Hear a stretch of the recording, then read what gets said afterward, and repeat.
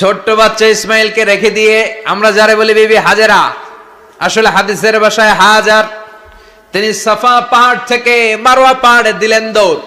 কোথায় পানি? পানি নাই।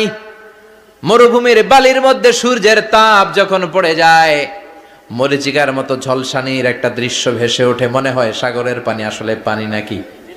তিনি সাফায় যায়, যে দেখে পানি নাই। মারওয়াতে যায়, যে দেখে পানি নাই।